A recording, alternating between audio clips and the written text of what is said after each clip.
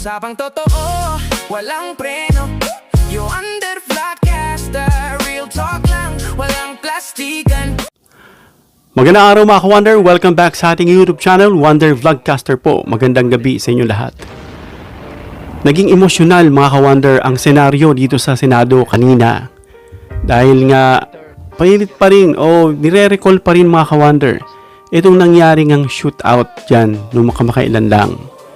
At itong naging emosyonal ay itong kapatid ng bagong Senate President na si Alan Cayetano at itong kapatid niya na si Pia Cayetano ay nag-iiyak.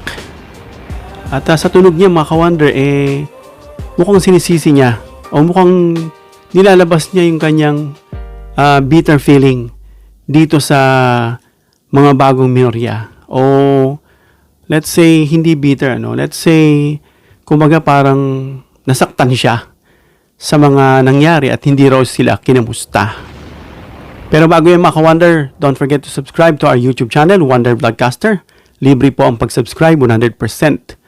Pindutin niyo po yung subscribe, lalabas po ang bell icon, piliin niyo po ang all. Marami po salamat. So sinisisi niya, itong bagong minorya na dahil nga dyan sa sinasabi nila na the Senate was under attack, inaatake raw.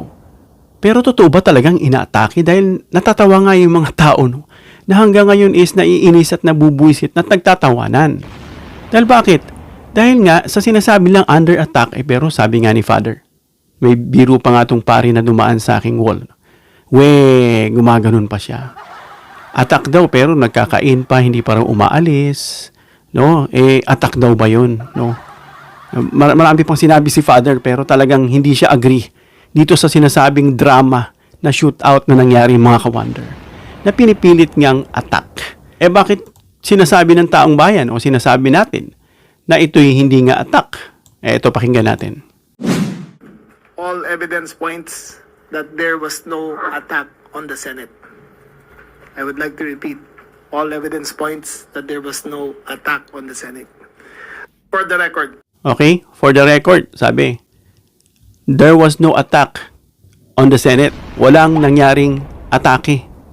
Di ba? Walang sinabi. Ito mismo DILG nagsasabi. So, saan galing yun? In fact, hindi sila inatake. Sila mismo yung unang nagpaputok. Kaya tinanggal nga itong si Aplaska. Ang layo-layo niya. Doon siya sa perimeter niya. Kaya nga sabi nga ng ibang mga abogado mismo Kaya nga kinasuhan siya ngayon ng ombudsman. Dahil feeling niya nga siya si John Wick. Wala naman talagang attack. Sila na una. At kumbaga, masyadong na-paranoid o nagpapansin lang daw itong si Aplaska. Kaya pinuputukan yung NBI na nagpakilala. Ang pagkakasabi pa parang may kinuha yatang bag. I'm not sure kung yun ang sinasabi. Pero then again, parang nagpakilala nga. Sabihin natin, kung hindi man yung kumuha ng bag. Ang point dito, nagpakilala na NBI, wala naman ginagawang masama at inirequest nga dyan sa Bangko Sentral to secure yung perimeter. Kasi nga, labas-pasok at yung binabarya na dyan, pinapakita nila parang binubuksan daw yung Senado. Ganyan po ang takbo ng story at chismis. Kapag hindi mo alam katotohanan, maniniwala ka. So, binabarya na para i-secure, isara kasi para hindi maglamas-pasok mula dun sa end ng Senate papunta ron sa GSIS. So, clear na sinasabi ni Remulla na there was no attack. For the record, I repeat, there was no attack. Anong iniiyak nitong si Pia Cayetano? Ito, pakinggan nyo mga ka-Wonder, panoorin nyo. Wala ho akong sinisisi. Pero nung pagkatapos ng lahat, pagtingin ko ng group natin, yung dating majority group, walang ni isa sa inyong nangamusta sa amin. Some of you I've known for 20 years, 10 years, and I didn't even hear any of you say, kamusta na kayo dyan? Napakasakit mo sa akin. Sobrang sakit. So yun ang masasabi ko. Yes, I am very ready to share my story, to ask questions. Pero kung wala ho kayo dito, huwag niyong questionin yung mga nangyari sa mga nandito. Dahil nandito kami, kasama ng staff namin, Senate staff. You have your own story. I respect that. But please respect my own story. Thank you, Mr. President. Minority Mr. Leader. President, yes, of course, we sympathize with the manifestation made by Senator Pia Cayetano, but my position is merely to give a suggestion for your consideration and for the consideration of our colleagues. I think this particular issue, once culminated, should be referred to the Committee of the Whole. The reason being, it is an extraordinary remedy necessary because of the issues of Senate institutional security. With the chamber itself is affected, the institution is threatened. There are multiple Senate committees. So yun mga ka-wonder, no? Umiyak siya dahil nga dun sa feeling niya. She was referring actually, if I'm not mistaken, kung paano niya naramdaman na kumbaga parang nagpuputok, hindi nila alam mangyayari kasi nga sarili-sarili sila nag-Facebook live at sabi nga ni Cayetano, the Senate is under attack, which is actually according to John Vic is not true, diba? So yung hinuhugot niya siguro based on her experience at nakikijaming nga rito si Senator Loren dito kay Pia. Jamming sila sa iyak, nakisimpatiya siya. Pero may napansin mga ka-wonder itong mga netizens, yung mga kausap natin, napansin daw na parang hanggang ngayon ba, scripted pa rin ba? Yun lang ang napapansin wala po sinabing scripted talaga na. Parang napansin lang na mukhang hanggang ngayon ba, scripted pa rin. Tignan yung pagkataas niya umiyak, sabay, forma si Robin, binuhos yung tubig, talagang dumiretso pa si Joel, talagang binigay, talagang handang-handa, Kumbaga handang-handa. Yun ang napapansin nila. Well, balikan natin yung sinasabi na sinisisi niya. Mukhang naglabas siya ng kanyang saloobin dito sa mga minority na dating majority na wala man lang nangumusta sa kanya. So, alam natin na naging emotional siya at alam natin lalabas ang kung ano-anong bagay, emosyon, sumbat kapag ikaw ay wala sa balance. Ibig sabihin, emotionally imbalance ka. Na umiiyak ka, parang pakiramdam mo wala silang pakialam. So, yun yung nakikita rito. However, sabi nga ng mga kritiko, yung pagbe-blame sa mga current minority ngayon, kina Tito Sen, itong mga minority, sila Lacson, ay medyo misplaced. Medyo misplaced.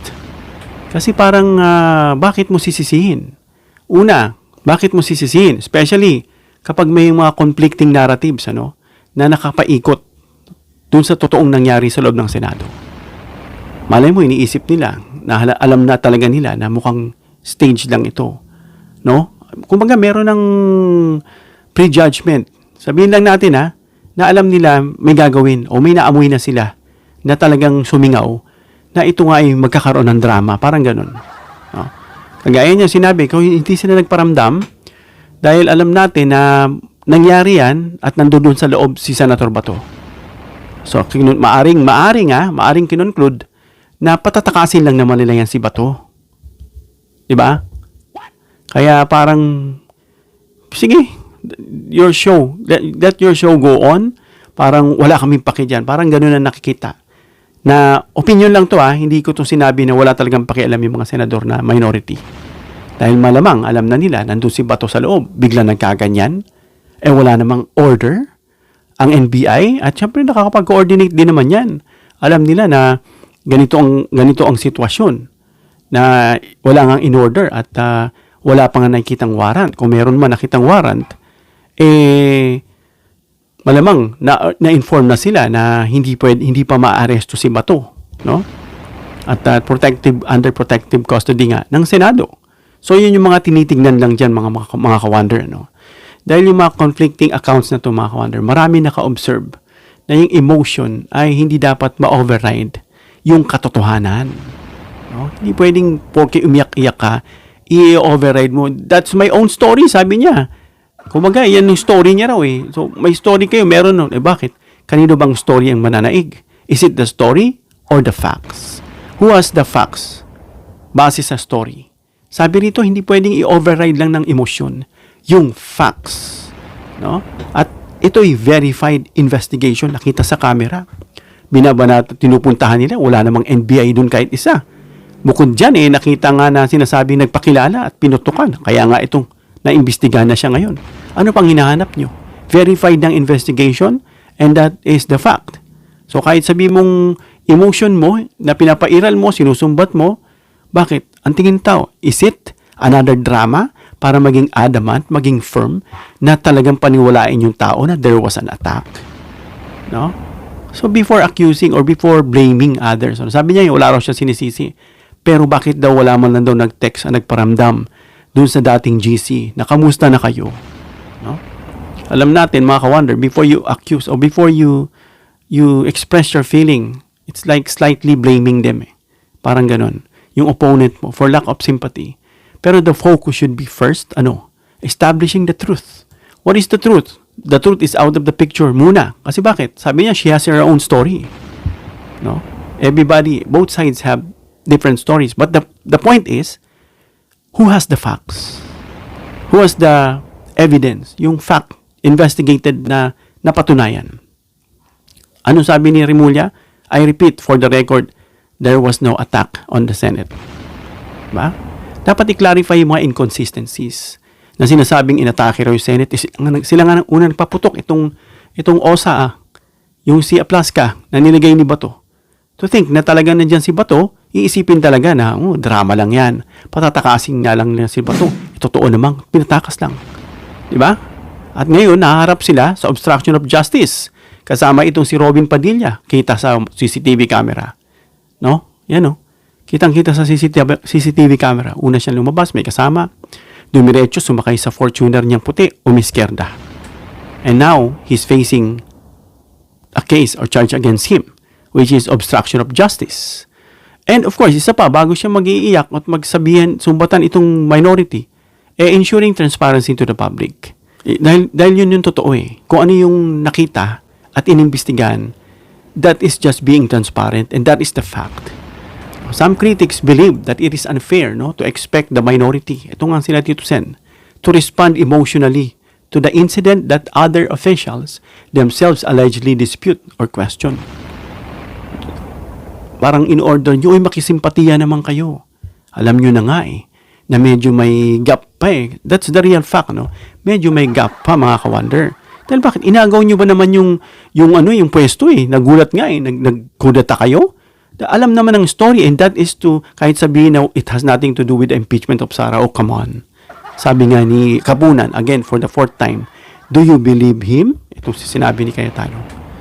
So, alam na natin, wag nang plastikan, real talk lang. Kaya, yung mga nabanggit natin, malamang, yun ang dahilan. Kaya, silent itong minority. So, the Senate as an institution should avoid turning security controversies into political division and emotional blame games. She, as a senator, dapat hindi niya na ito tinuturn para bang nagkakos ka ng blame games. Yan. No?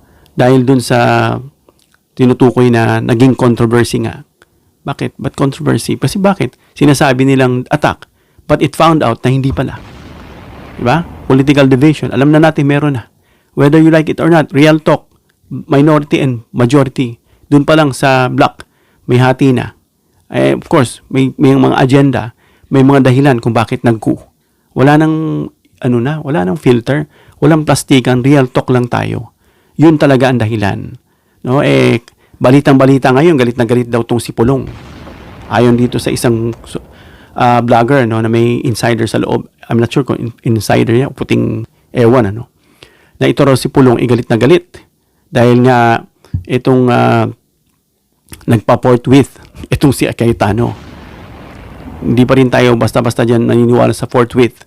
Titignan natin kung ano magiging tayo nila. Despite all the evidences that is provided or that will be provided is very strong, substantial, and yet they still decided to acquit Sara. Yun pa rin ang tinitingnan ng taong bayan. Nakaprepare po ang taong bayan, ang People's Court. Yung pirmahan na yan, ilang milyon na, lagpas-lagpasan na.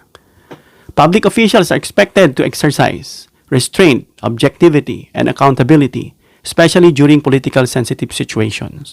What to exercise? Restraint, objectivity. Huwag masyadong emosyonal. Know the fact. What is the fact? There was no shootout. There was no attack. That's the fact. That should be the end of it. No? Kaya, wag natin balikan yung iyak pa. Dahil daw walang simpatiya, hindi mo lang daw bumati doon sa dating GC nila. Ang bigger issue kasi rito mga ka-wonder ay yung publiko. Hindi sila, it's not about you. Sabi nga ni Cayetano dito sa kanyang speech, the NBI, they failed daw na tibagin ang Senado. As if kakalabanin ng Senado ng NBI itong Senado. Sabi ni under Cayetano raw, kumbaga brinag niya pa under Cayetano. Sabi ni Matibag, wala naman kaming planong tibagin ng Senado. And it's not all about Cayetano. No? Doon yun, alam na natin sa perimeter ng GSIS. Walang attack, doon lang sila sa perimeter ng GSIS na sinecure nila. Tapos, wala nang masyadong istorya pa kasi ang pagkakasabi, etong si Alan Cayetano pala, may history yan. No, na may term sharing sila ni Lord Velasco. Hindi niya sinunod. Ang ginawa niya raw, pinatay niya yung ilaw ng kamera at pinadlock niya. So, ganun yung mga style niya. Mamaya may vlog tayo, isa pa, no? Patungkol sa kanya, banat ng isang journalist. Kaya mga ka-wonder na itong tingin ng tao na drama na naman ay tigil-tigilan na dapat. Kasi bakit? Alam na ng taong bayan There was no attack. Pinatakas lang talaga si Bato. Yun ang tingin ng tao. Nasaan si Bato? Para lang daw botohin itong si Alan. At sa panlumabas dyan, ang paniniwala pala dapat mga ka-wonder ay si Loren ang dapat gawing Senate President. Mukha ayon doon sa narinig nating isang content creator, na ginapang daw nitong si Alan Cayetano. Na siya ngayon ang naging presidente at pampalubag loob, ginawang pro tempore itong si Loren. I remember nung sinabi ni Sentry na, I will never ever trust that person. Itong si Alan daw, sabi ni Loren. Dahil daw, tutuklawin na naman daw siya nitong si Alan. Ay, exactly. Kasasabi lang ni Sentry, tinuklaw na naman si Loren. Diba? So yan mga ka-wonder, that's the fact, that's the truth.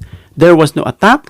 In fact, it was the OSAA who initiated the first shot, warning shot, at nag-respond lang pong NBI. There was no attack. The NBI was around the perimeter of GSIS only to secure upon the request of the director or the manager ng GSIS. That's the fact. Ito yung mga hangover lang na pinaniniwalaan nga ng iba na still the drama or the saga continues in a form of drama. Hanggang dito lang tayo mga ka-wonder. Comment down below your opinion para mabasa natin, mareaksyonan. Please give me a thumbs up if you like this video para ma-share ni YouTube sa iba pang viewers. Please share this video para malaman nila na nagkaroon ng emosyon dyan sa Senado at itong si Loren ay natuklaw na naman ulit. Please subscribe, hit the notification bell icon and choose all bilang suporta sa aming mga content creators. Hanggang sa muli mga ka-wonder. God bless.